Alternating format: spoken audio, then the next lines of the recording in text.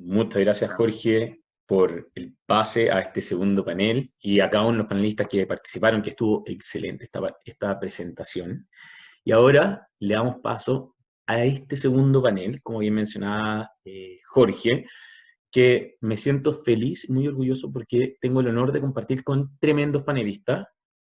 Y aquí vamos a hablar principalmente de, no estoy tan seguro si son nuevos factores de movilidad humana o son factores de movilidad que se han ido invisibilizando por otros factores que han tomado mayor urgencia, mayor relevancia. Y bueno, voy a presentarlos muy brevemente a cada uno de nuestros panelistas. Está Francesco Carella, que es representante de la Oficina Regional para América Latina y el Caribe de la OIT.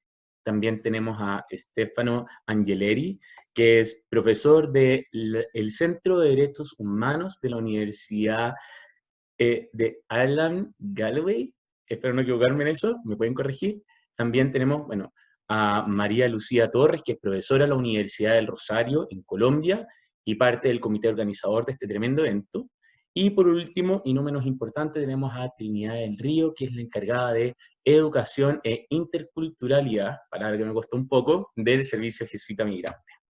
Habiendo dicho esto, bueno, les recuerdo, tenemos 5 minutos por panelista para exponer nuestras materias, nuestros temas, y les voy a plantear una pregunta general que ustedes dentro de su expertise me irán contestando, así que me gustaría partir contigo, Francesco, al respecto de cómo ha sido, o más bien, cuál es la situación actual de la migración en la región y cómo la has podido ver tú con tu experiencia y tu expertise. Muchas gracias, Ignacio. Muy buenas tardes, tengan todas y todos, y gracias a los organizadores por la invitación. Me alegro mucho de estar con ustedes hoy. Bueno, en primer lugar, comentarles, como dijo Ignacio, mi nombre es Francesco Carella, trabajo en la Organización Internacional del Trabajo, que es una agencia especializada de las Naciones Unidas. De hecho, es la primera agencia especializada de las Naciones Unidas porque fue creada hace 101 años. El año pasado se conmemoró el centenario de la organización, mientras que, como saben, las Naciones Unidas este año está celebrando sus 75 años. Y una curiosidad que pocos conocen es que antes de que se creara la Organización de las Naciones Unidas en el año 1945 y después el Alto Comisionado de las Naciones Unidas para los Refugiados, la OIT fue la primera agencia internacional con un mandato específico y constitucional para la protección de las personas empleadas fuera de sus países de origen. Entonces estaban tanto las personas refugiadas como las personas migrantes. Y a lo largo de su historia, después de 1919, la OIT, en su trabajo normativo, entonces de adopción, negociación y adopción de normas internacionales del trabajo, también ha tenido unas normas específicas y unos convenios específicos para las personas migrantes y refugiadas. Entonces, a lo largo de nuestra historia hemos trabajado las cuestiones de gobernanza de la migración, por un lado, y de integración socioeconómica de personas migrantes y refugiadas, por otro. Y hoy me voy a enfocar tal vez en las cuestiones de integración socioeconómica de flujos mixtos, porque creo que eso es algo que está caracterizando bastante la región de Latinoamérica y el Caribe en estos años. Diría que en las últimas décadas, más bien mucho del trabajo de la OIT en el terreno en Latinoamérica y el Caribe se había enfocado en la migración laboral, para darles algunos ejemplos, en los trabajadores de Nicaragua en Costa Rica, en los trabajadores haitianos en la República Dominicana, trabajadores no sé, de Paraguay, en Brasil, en Argentina, trabajadores en Chile, etc. Sin embargo, en los últimos 5 años, sobre todo, hemos visto una fuerte tendencia hacia los flujos mixtos de personas que pueden haber migrado de un lugar hacia otro por una mezcla de razones distintas, tanto razones económicas, búsquedas de mejores oportunidades, como razones pues de inseguridad, de violencia, de persecución, etc. Dos flujos en particular que conocemos todos. El primero, por supuesto, el flujo de personas venezolanas. Sabemos que hoy en día el desplazamiento de ciudadanos de Venezuela a lo largo de la región es el segundo desplazamiento más grande a nivel mundial después del desplazamiento sirio. con 5,5 millones de personas a lo largo del mundo, 4,5 aproximadamente en la región de Latinoamérica y el Caribe, de los cuales 1,7 millones, un poco más en Colombia.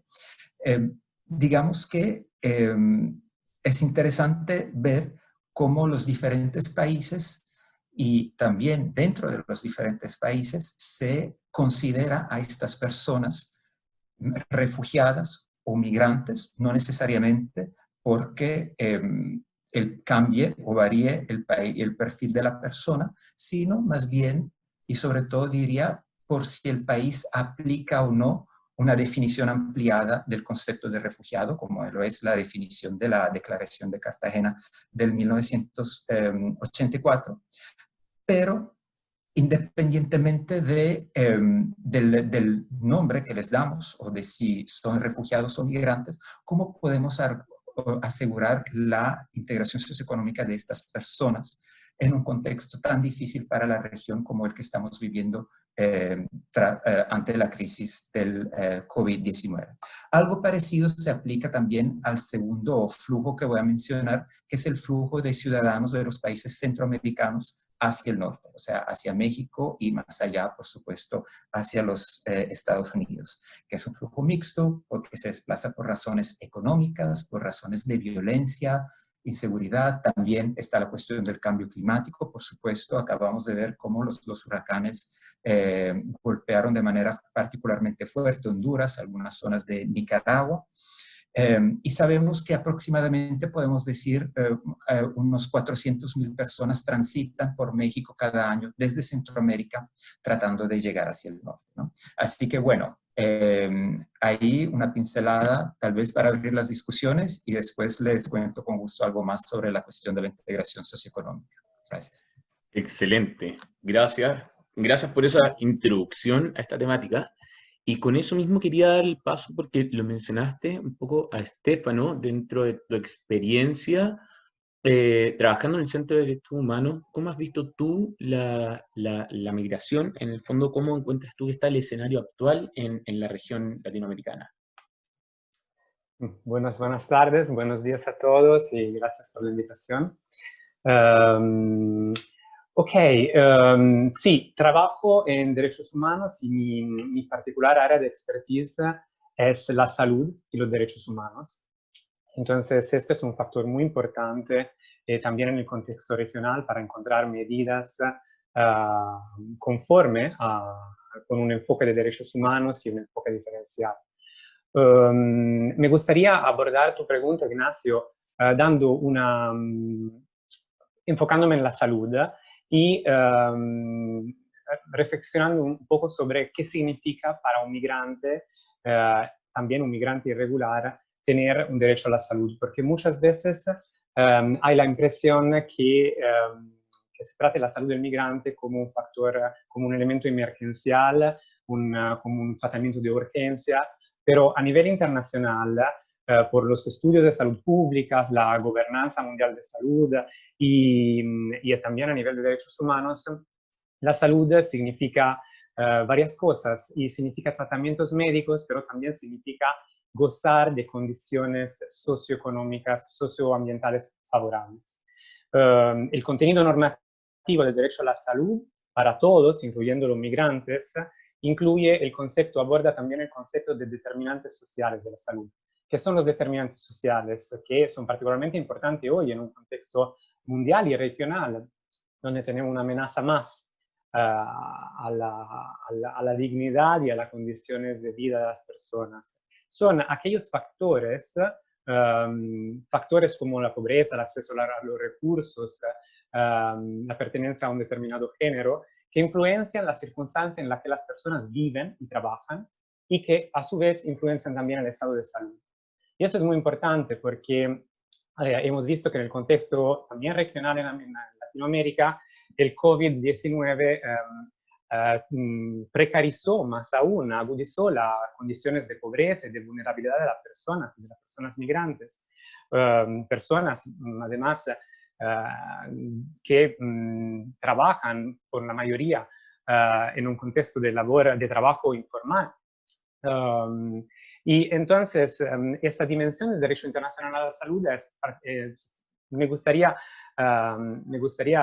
llevar la atención de los presentes y también de las personas que se ocupan de litigios estratégicos o de programas humanitarios. Programas humanitarios han trabajado mucho en estos, en la región, que es una dimensión del derecho internacional a la salud que es particularmente importante y que se pueden tutelar derechos sociales a través de un derecho a la salud que es hoy en día un derecho particularmente bajo la tensión mundial.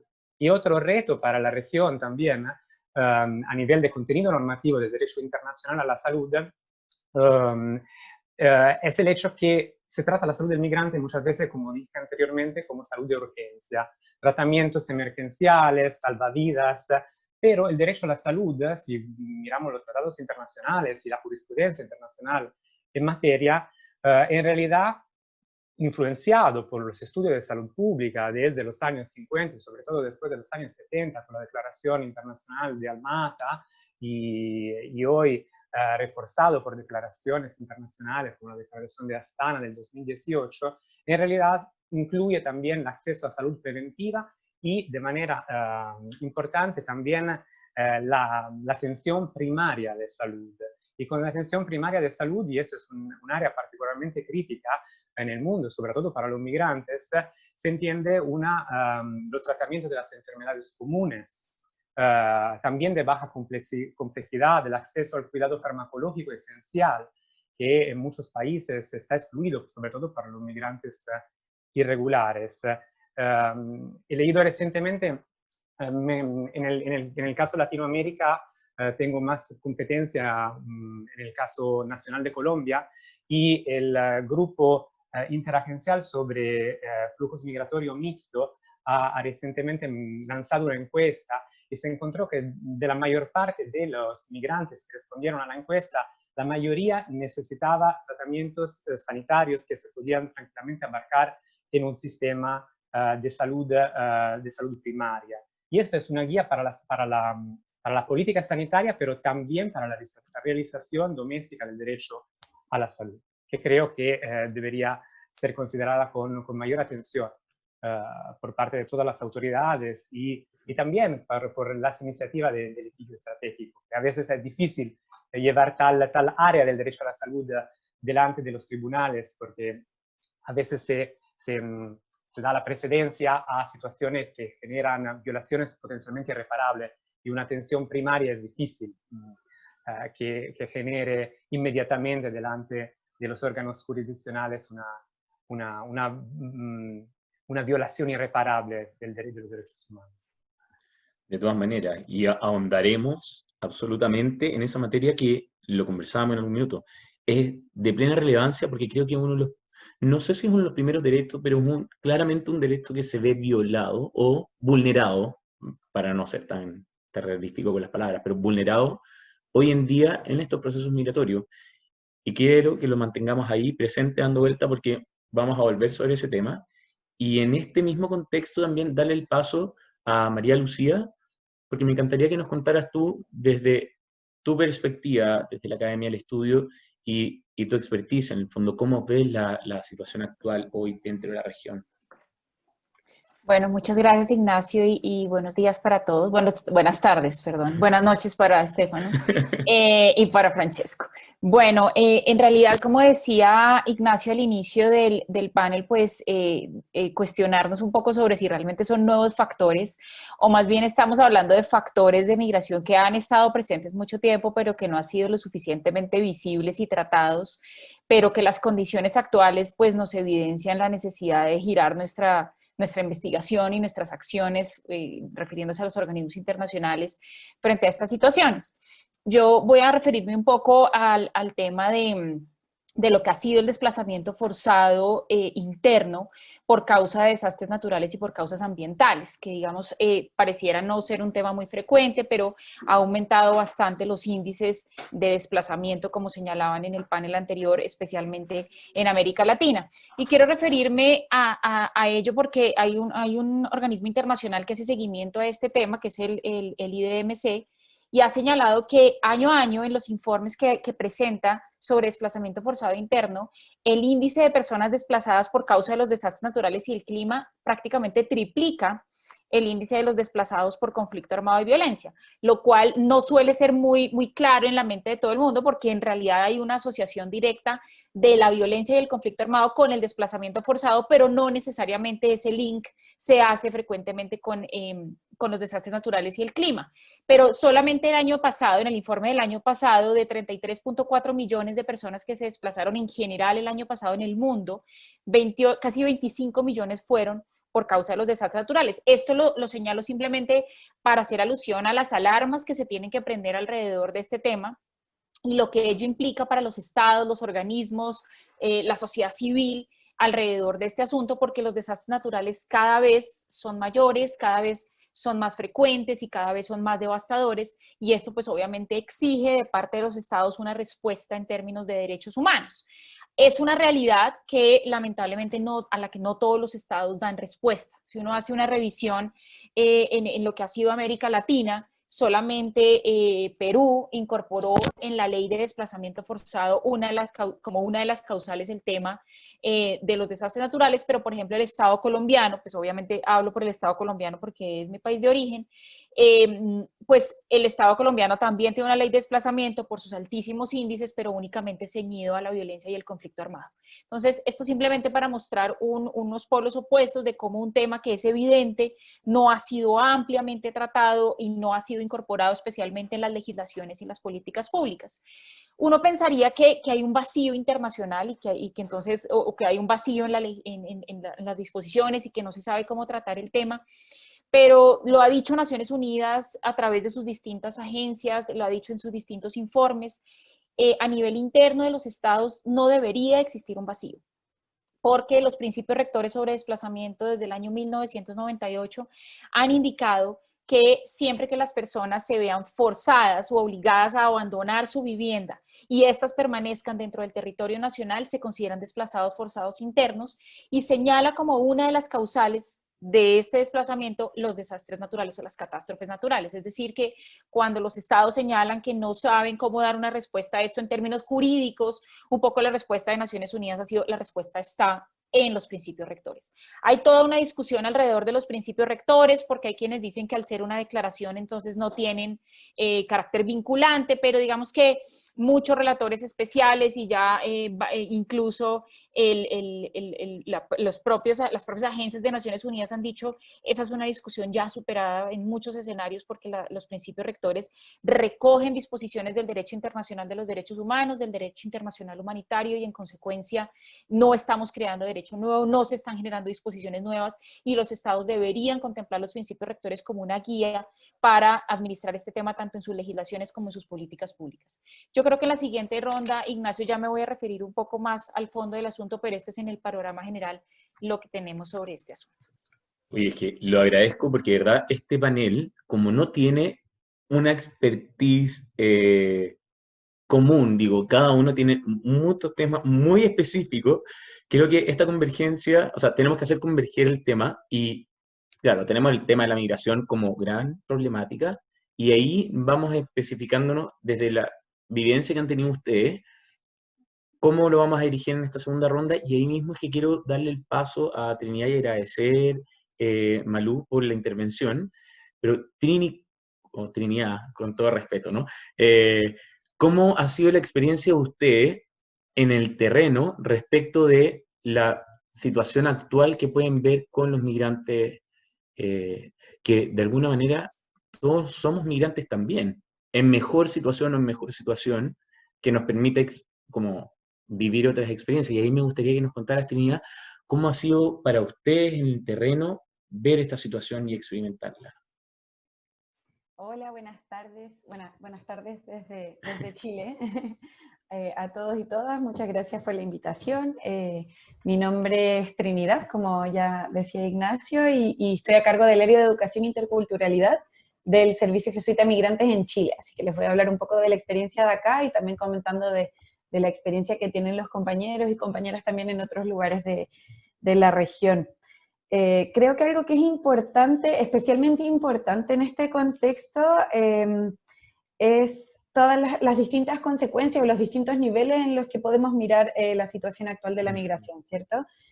Sabemos que los flujos migratorios a nivel regional se han ido dinamizando un montón en los últimos años. Sabemos que esto ha generado cambios normativos que son sumamente determinantes para la inclusión de las personas migrantes, ¿cierto? Y eso nos lleva al escenario más actual, que ha sido el cierre de las fronteras producto del COVID, ¿cierto? Y que ha traído una situación que no es nueva, pero que se ha visto sí muy agudizada, que es el ingreso irregular. Desde el Servicio Jesuita Migrantes cotidianamente acompañamos los procesos de regularización y de inclusión de las personas. Acá en Chile tenemos oficina en Arica, en Antofagasta y Santiago, y Arica es la frontera norte del país y la puerta de entrada de gran parte de la migración, sobre todo fuertemente de la migración irregular que ingresa por vía terrestre, ¿cierto? Y este último tiempo del COVID ha sido especialmente impactante ver el aumento de esta migración irregular, porque sabemos que la migración irregular siempre trae consigo la informalidad y la precarización, ¿cierto? Trae consigo la invisibilización en términos del acceso a derechos y una serie de dificultades, del derecho a la salud, como lo decía Estefano, y así con una serie de otros derechos. Vi en la mesa anterior que estaban hablando del tema de la patridia, que también se desprende de la irregularidad. Entonces, es muy interesante reflexionar cómo también el momento actual del COVID va a impactar justamente en eso. Y hemos visto cómo además las dificultades del COVID se han concentrado con mucha fuerza en la población migrante. Cómo la desigualdad ha generado que impacte de manera distinta a la población migrante que a la población nacional por los mayores niveles de informalidad, por ejemplo, en términos laborales, los menores niveles de acceso a salud, las menores redes que tiene muchas veces la población migrante y refugiada. Entonces, ahí hay un tema súper interesante en el cual ahondar, cómo la irregularidad migratoria ha aumentado y cómo esta irregularidad desencadena una serie de irregularidades e informalidades que van mermando el acceso a derechos de las personas. Y por otro lado, la dinamización de estos flujos migratorios, además de lo que es más normativo, ¿cierto? Y de lo que tiene que ver con el acceso y con el ejercicio efectivo de derechos, ha traído consigo también consecuencias sociales. Ha traído consigo el aumento de discursos y la mayor evidencia de ciertas estructuras sociales como son los discursos discriminatorios, los prejuicios, ¿cierto? Y cómo muchas veces la migración toma este lugar del chivo expiatorio de las problemáticas sociales. Además, estamos en un escenario especialmente interesante en la región de muchos movimientos sociales, ¿cierto? Bueno, acá en Chile llevamos ya varios meses viviendo procesos bien complejos desde octubre de 2019, ¿cierto? Cuando comienza este estallido social y que trae consigo para todos quienes trabajamos en migración mucha incertidumbre, como se va a vincular la migración a estas demandas populares, se va a culpar a la migración de estas justas demandas, además, que tienen que ver con una precarización en la calidad de vida de todas las personas, ¿cierto? Y ha sido muy grato, y hablo desde la experiencia de Chile, ver cómo desde la ciudadanía no se ha puesto a la población migrante como culpable de estas problemáticas, a pesar de que es algo que es un discurso que se ha ido construyendo con harta fuerza en los últimos años desde distintos sectores. Y también en eso vamos a poder, espero, andar ya en la siguiente ronda. Oye, muchas gracias, Trinidad, porque la verdad me diste el pie perfecto para poder entrar ahora a preguntarle a Francesco algo muy importante que tú mencionas, que es el tema de la integración laboral, y sobre todo, bueno, que vamos a ahondar después, que yo creo que esta es una dinámica que, voy a usar una muy mala expresión, pero que no pasa de moda, que de repente son estos discursos discriminatorios que lamentablemente se acrecentan o se disminuyen según la situación social que vive el país o la región. Y eso también es algo que queremos ahondar porque creo que es súper relevante para esta dinámica. Muchas gracias.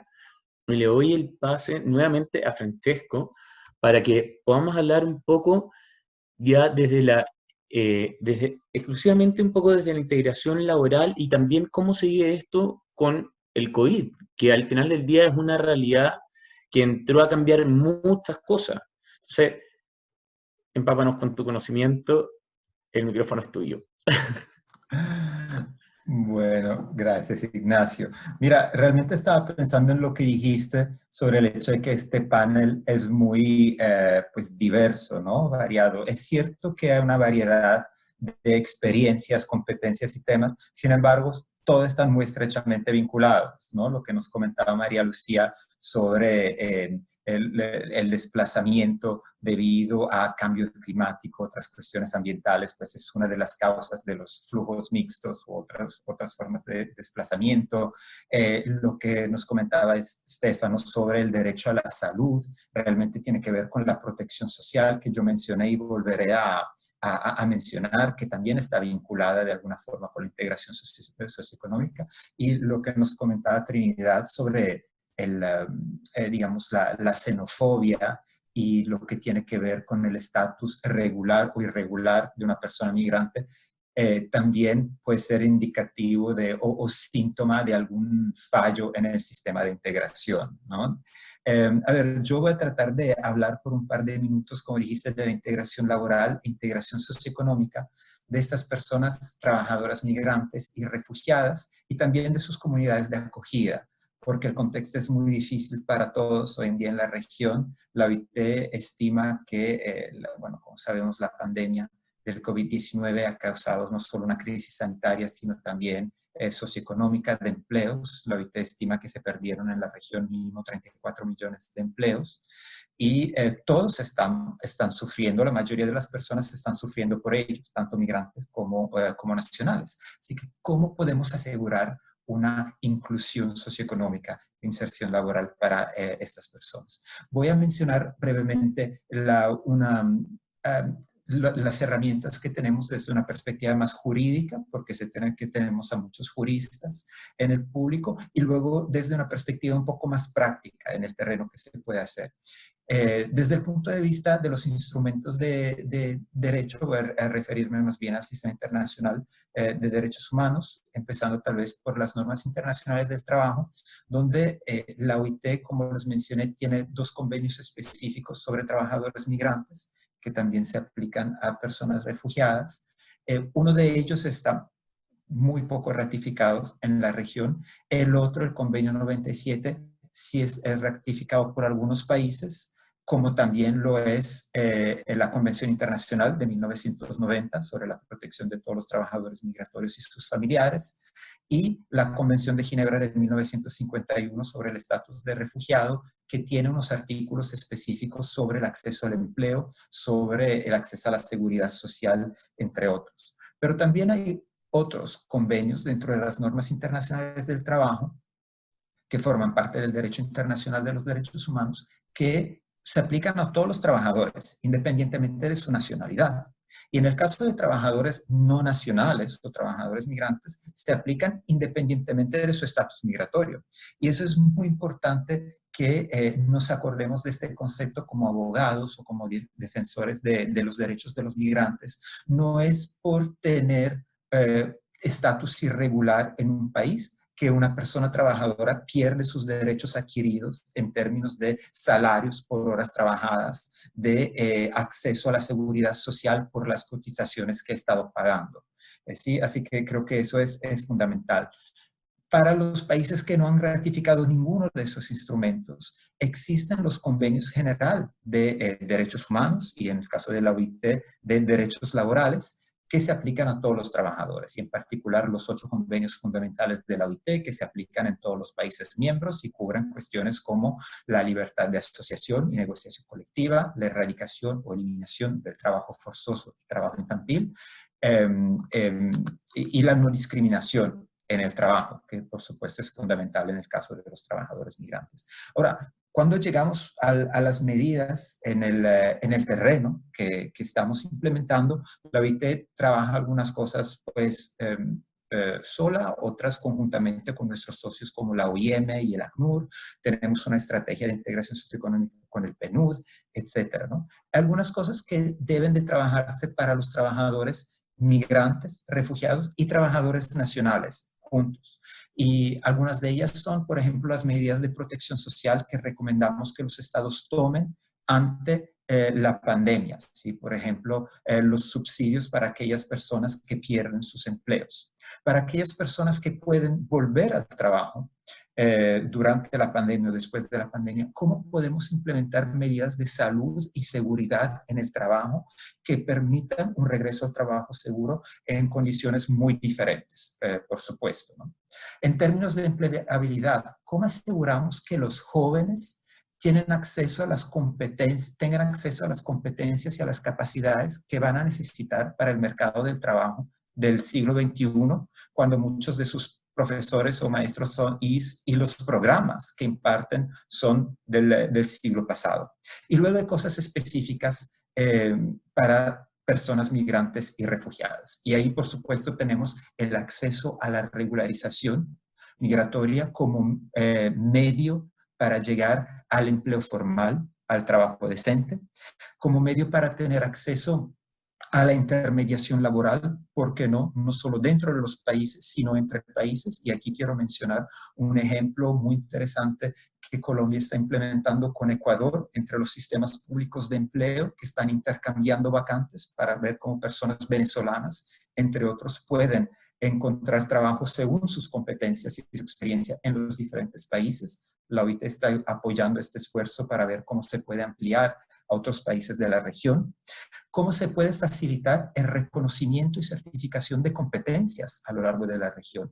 Vimos que cuando los países necesitaron médicos, enfermeros, algunos se saltaron todos los procesos de revalidación de títulos para médicos y enfermeros. Vimos ejemplos diferentes en Perú, en Chile, en Argentina, etcétera. Pues, ¿cómo podemos institucionalizar estas metodologías o estas técnicas para que estas personas no tengan que estar trabajando como, no sé, como conductor de Uber u otras cosas cuando son médicos, cuando tienen otras competencias oficiales? Y también voy a mencionar por último otra vez la cuestión de la protección social, porque algunos migrantes no tienen acceso a la protección social y eso ya lo mencionamos. Pero los que sí tienen acceso, por ejemplo, a la seguridad social contributiva, muchas veces pueden estar cotizando. Les voy a dar un ejemplo de un migrante, no sé, hondureño en Costa Rica, que puede haber cotizado durante 20 años a la Seguridad Social de Costa Rica, después de haber cotizado durante 20 años a la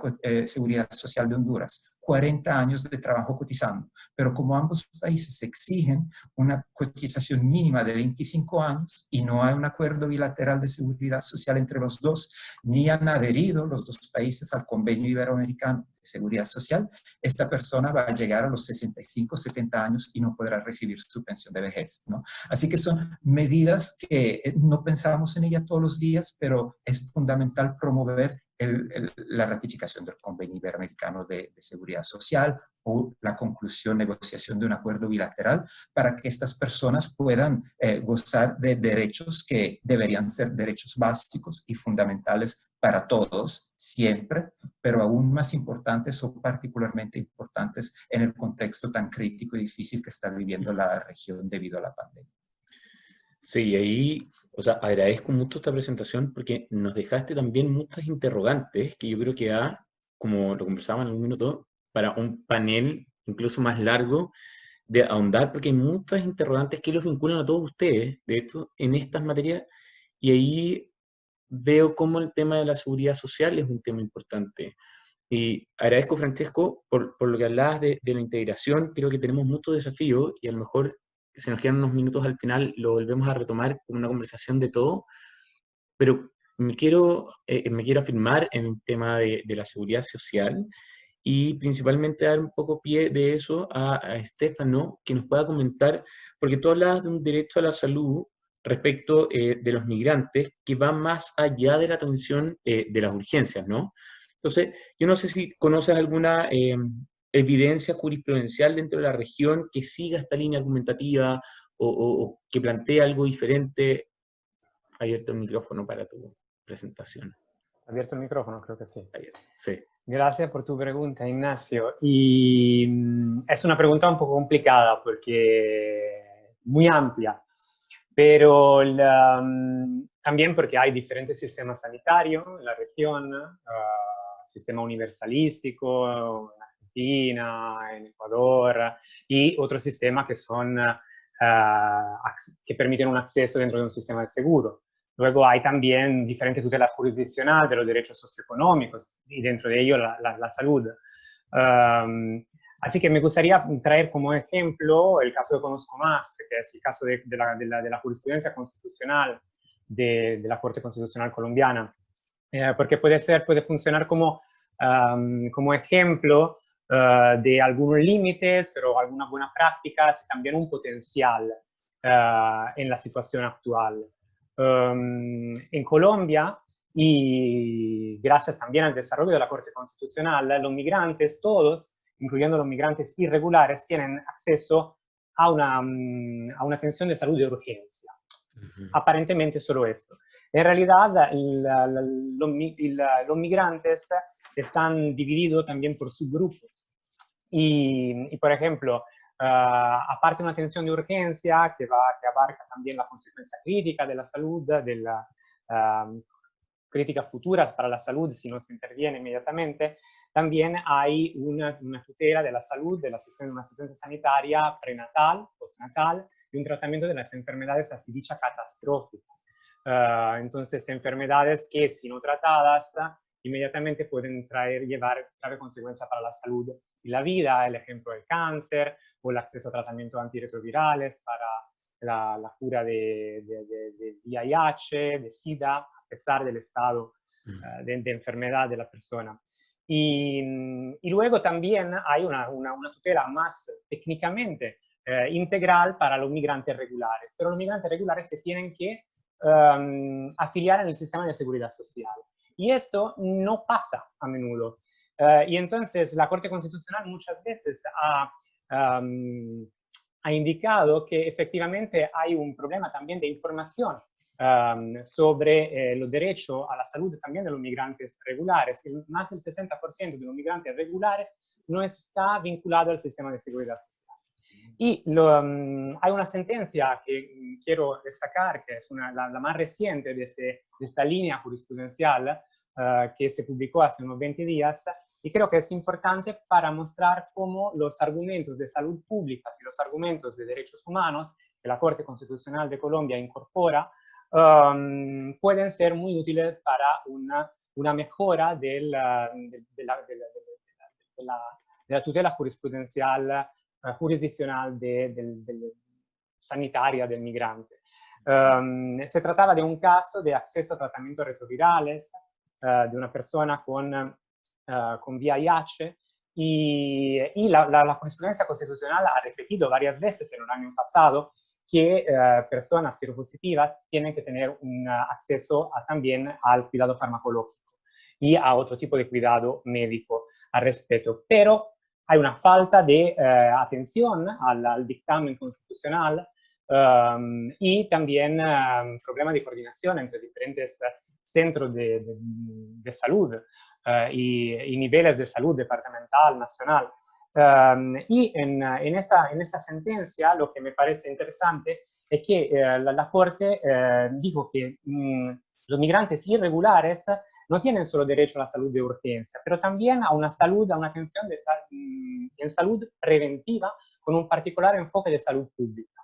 Y la negación de tratamiento retroviral constituye no solo una violación del derecho a la salud, pero también una debilitación de las políticas públicas, entonces, en salud. Y entonces hay un doble nivel aquí. Una argumentación a nivel de salud pública, porque la falta de acceso a estos medicamentos, de hecho, expone la población en general, no solo los migrantes, a un riesgo para la salud, y también una violación del derecho individual, porque la negación de este tratamiento puede conllevar a empeoramiento grave de la salud individual. Y este tipo de argumentación creo que sea particularmente importante hoy que tenemos la emergencia sanitaria del COVID, sobre todo a nivel de permitir un acceso a una vacuna al día de mañana contra el coronavirus. Claro. Porque claramente el COVID conlleva una amenaza para la salud pública, no solo para la salud individual. De todas maneras, o sea, creo que ahí tenemos un nuevo desafío, o sea, nos vamos a enfrentar a otro desafío que qué va a pasar efectivamente con todas estas personas que no estén regulares, o a lo mejor que estén regulares, pero que no sean prioridad para el país. Creo que va a ser, o sea, esto es como una noticia en desarrollo, ¿no? Lamentable, pero vamos a tener que estar muy atentos para ver qué pasa y cómo vamos a poder trabajar para poder, en el fondo, enfrentar esta nueva problemática, que al final es una nueva problemática y ya no es para el futuro, o sea, es para nuestro presente. Muchas gracias por eso, y muchas gracias por la presentación, Estefano.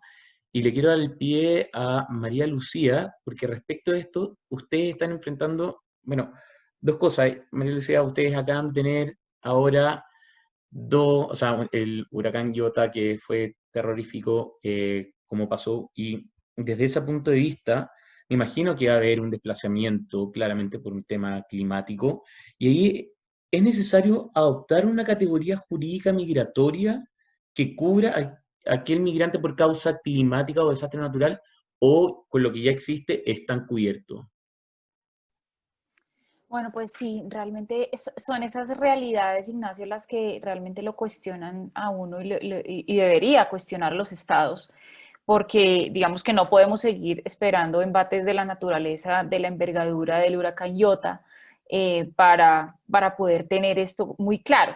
Yo partiría de la base de entender una cosa, y es que a mi juicio un poco el error de los estados, o voy a hablar nuevamente, digo, por el Estado colombiano, radica en la forma en que se trata a estas personas, ¿no? Porque si tú lees el periódico de hoy y miras qué son las personas de Providencia, que es la isla donde pasó el huracán Iota, y siempre te van a decir, son damnificados, ¿cierto? Pero nunca va a haber una categoría jurídica. Y el hecho de ser damnificados implica que solamente reciben asistencia humanitaria, cobijas, comida, pero ya, ¿no? No hay una trascendencia, como dice Naciones Unidas, de un acompañamiento incluso hasta el retorno a un lugar de residencia semejante o igual, en condiciones semejantes a las que tenía antes del desastre natural.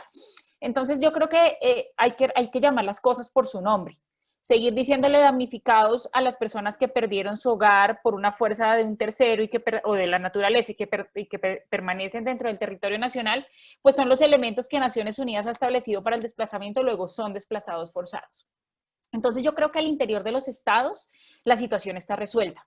Lo que tienen que hacer los estados es proceder de una forma políticamente correcta, y es acoger los principios rectores del desplazamiento de forma integral y llamar las cosas por su nombre y darles el estatus de desplazados forzados como se lo dan a los desplazados por la violencia y el conflicto armado, porque además introducir causales para diferenciar un tipo u otro de desplazamiento es absolutamente inconstitucional. Y en segundo lugar, creo que el gran problema se presenta es hacia afuera, ¿no? Cuando el problema está es cuando la persona que tiene que emigrar por causa del desastre natural cruza una frontera internacionalmente reconocida. Y digo que allí está el problema porque el ACNUR ha sido muy claro en decir no son refugiados ambientales. No los podemos llamar, porque hubo una época en que se los llamaba ecorefugiados, refugiados ambientales, refugiados climáticos, y fue cuando el ACNUR dijo no, los refugiados están claramente establecidos en la Convención del 51, las causales están claramente definidas y no están los desastres naturales ni el tema ambiental. En ese sentido, introducir esa causal puede terminar desfigurando la naturaleza jurídica del refugio y en consecuencia no hay que tratarlos de esa manera, se presta para confusiones terminológicas y confusiones jurídicas.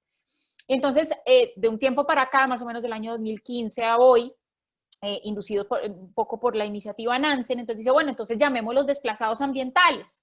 Pero yo, digamos que cuestiono exactamente lo mismo que el ACNUR cuestionó en su momento con el refugio, y es ¿por qué los vamos a llamar desplazados si Naciones Unidas lleva mucho tiempo luchando porque el desplazamiento esté claramente definido, porque los estados lo acojan y el desplazamiento tiene por esencia ser interno?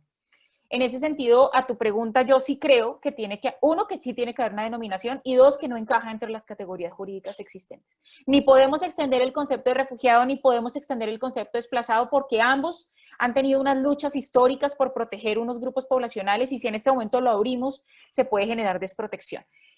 La OIM, por ejemplo, ha hablado mucho sobre el migrante ambiental, acogiendo un concepto amplio de migración, no solamente pensando en la migración económica, sino en un sentido amplio de la movilidad humana.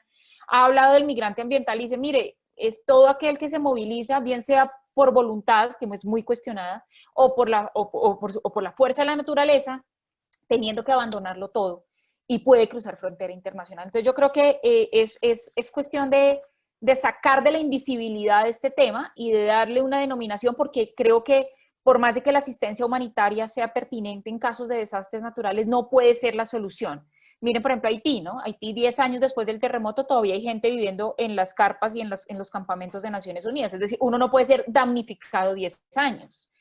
Y aquí quiero cerrar diciendo algo a lo que estaba haciendo alusión Estefano, y es yo también creo que aquí el litigio estratégico cumple un papel muy importante, ¿no? Porque si los estados tienen un vacío, no hay una actuación por parte de los estados, entonces tendrá que ser el litigio estratégico un escenario idóneo para visibilizar los derechos de estas personas y lograr un verdadero reconocimiento jurídico. De todas maneras, o sea, te juro, estoy así como mi cabeza en este minuto, yo debo reconocer, yo no soy muy enterado de las temáticas que ustedes manejan, pero está así como a 1000 por hora pensando en la cantidad de proyectos que se pueden generar a raíz de esta conversación, porque efectivamente vemos que hay una constante vulneración a derechos en distintas situaciones que se han invisibilizado. Les pido disculpas porque tenemos una alarma que nos avisa que probablemente hay un niño que ha sido raptado. Entonces, siempre nos llega una cosa muy automática que no es tan feliz, pero desapareció. Por eso, muchas gracias, Malú. Y le doy paso a Trinidad, que tú mencionaste algo que sigue la misma tónica de esta conversación que hemos tenido, ¿no? Y que es algo muy fuerte, porque es volver a visibilizar la xenofobia que puede existir con los procesos migratorios y esta vulnerabilidad constante ya respondiendo a las problemáticas sociales, que es como siempre miro al de al lado y le echo la culpa al de al lado porque no soy capaz de ver mis propios problemas. Entonces, ¿cómo lo enfrentan? ¿Cómo lo ven? Me encantaría que desarrollaras el tema y que lo contaras como tú bien sabes. Sí, bueno, nosotros desde el Servicio Jesuita de Migrantes en Chile ya tiene 20 años de trayectoria y en un principio estuvo súper ligado como a lo más tradicionalmente migratorio, que tiene que ver con el acompañamiento a las personas migrantes, ¿cierto? Con entregar la orientación necesaria para la regularización, etc. Y hace unos años, más o menos hace 6 años, se empieza a trabajar mucho en esta línea de la interculturalidad, que se ha ido expresando de distintas formas en las distintas oficinas que hay en la región de la red jesuita con migrantes, que tiene que ver con los conceptos de coexistencia pacífica, interculturalidad, hospitalidad, ha ido adquiriendo distintas formas. Nosotros acá trabajamos con el concepto de interculturalidad crítica, y lo hemos ido trabajando porque creemos que es clave, porque creemos que es necesario visibilizarlo. ¿Y ahí qué decimos? Decimos que el racismo no surge con la migración. Bueno, el racismo además toma, nosotros hablamos mucho de racismo, más que de xenofobia, y decimos que es necesario llamarlo así porque la xenofobia es más bien un efecto del racismo, y que el racismo hay que nombrarlo y visibilizarlo en orden de poder transformarlo. Y decimos que al menos acá en Chile este racismo no ha surgido a partir de la migración, sino que tiene una historia muy anterior, que tiene que ver con cómo se construye el Estado-Nación y con una serie de temas ahí asociados a la construcción de esta identidad chilena, pero sí el racismo se fortalece mucho en estos últimos años. Y se va manifestando de maneras muy distintas. Existe el racismo de Estado, ¿cierto? El racismo institucional, cuando generamos A o B políticas que generan discriminación hacia las personas, cuando imponemos visas consulares a una nacionalidad y no como políticas generales, ¿cierto? Existen también otras formas de racismo, como es el racismo cotidiano, el racismo laboral, cuando asociamos, por ejemplo, que hay ciertos trabajos que son para ciertos migrantes, para ciertas nacionalidades, y que acá en Chile sucede mucho. Y además este racismo, si bien tiene ese origen que tiene más que ver como con una historia mucho más antigua, ¿cierto?, de Chile, de cómo nos vinculamos con los pueblos indígenas, etcétera, este racismo se va reproduciendo hasta el día de hoy, y se reproduce a través de los medios de comunicación, se reproduce de muchas formas. Cuando llevamos muy poco tiempo de las primeras contagios de COVID, acá en Chile hubo una portada de un diario importante, donde salía una persona afrodescendiente, que en Chile son rápidamente asociadas a la migración, porque existe esta creencia de que no existen los afrochilenos, a pesar de que sí existen, están muy invisibilizados. Y apareció esta portada donde hablaba del COVID y de los contagios, y aparecía una mujer afrodescendiente con su bebé, haciendo rápidamente un vínculo entre la migración negra y entre el contagio del COVID. Absolutamente innecesario. Y eso fue teniendo otras expresiones después. Hubo un tratamiento mediático súper complejo de un CITE donde vivían personas de Haití que estaban contagiadas, que se decía que no querían salir de ahí, cuando en realidad ni siquiera se había hecho una mediación correspondiente en la lengua materna de las personas que ahí vivían. Entonces,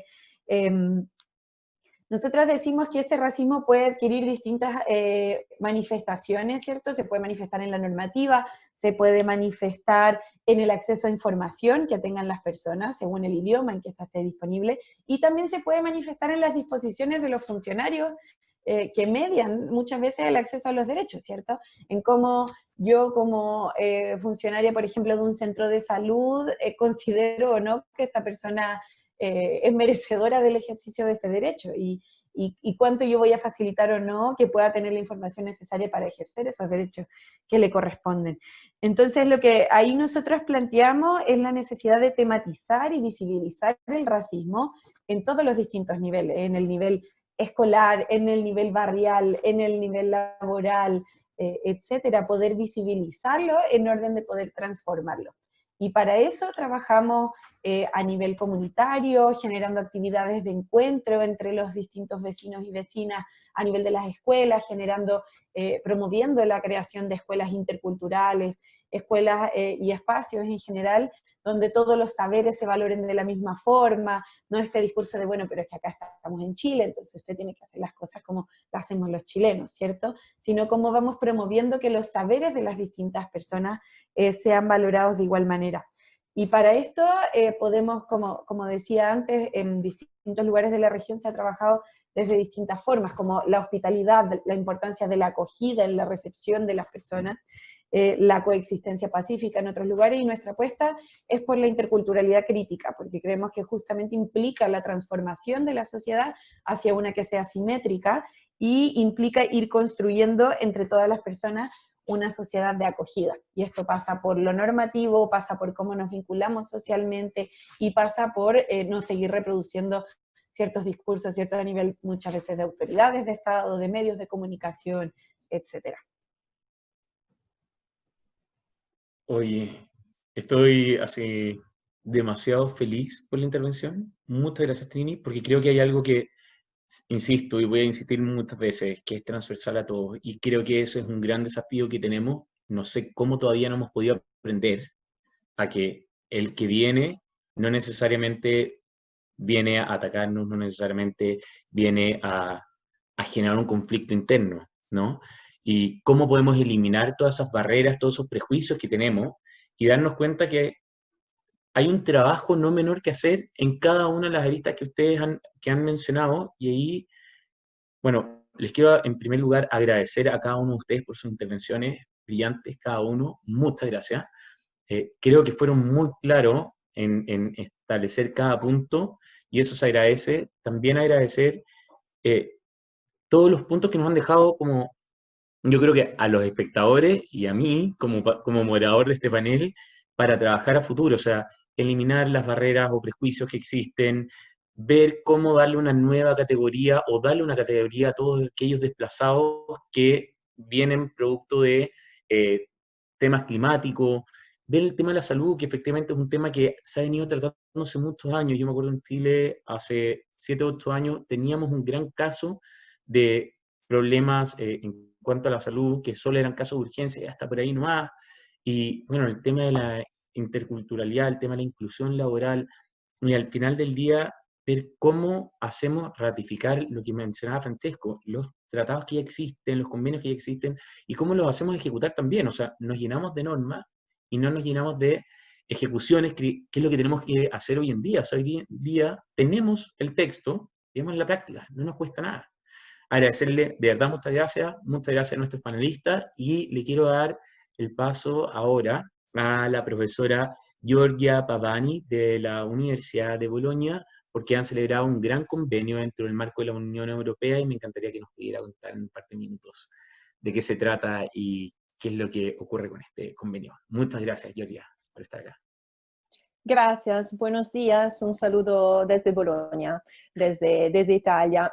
Realmente ha sido, desafortunadamente no pude escuchar todas las ponencias porque supe de este evento solamente por la mañana italiana. Escuché el colega mexicano y un poco el chileno y les felicito muchísimo y les agradezco por la posibilidad. Mi querida amiga y colega María Teresa Palacio Sanabres de la Universidad de Rosario es la persona que me invitó, pero solamente quisiera ponerles al tanto de un proyecto europeo de la línea Capacity Building in Higher Education. Son proyectos financiados por la Unión Europea en los países extra europeos y la tarea principal de estos proyectos es exactamente capacitar principalmente a profesores para crear nuevos operadores y nuevos programas académicos. Personalmente soy la coordinadora de un proyecto que acabó hace un mes, sí, exactamente un mes, es un proyecto de 3 años, y los socios eran tanto europeos como latinoamericanos, yo como coordinadora de la Universidad de Bolonia, además de la Universidad de Siena, París, Sciences Po y Castilla-La Mancha, Toledo, y para América Latina, Rosario y la Libre en Colombia, la UASB y la Flaxo, sede de Quito, en Ecuador. Con estos proyectos que tenía como finalidad crear nuevos operadores en el tema de los derechos de la naturaleza, interculturalidad y construcción de la paz, creamos un nuevo programa académico que empezó hace un mes en la UASB, una maestría totalmente innovadora sobre estos temas bajo el contexto del derecho comparado. Yo soy una comparatista, entonces las herramientas del derecho comparado para poner y crear estos nuevos programas. Y con los mismos socios y añadimos Perú, la Universidad de Trujillo y la Universidad Católica de Lima.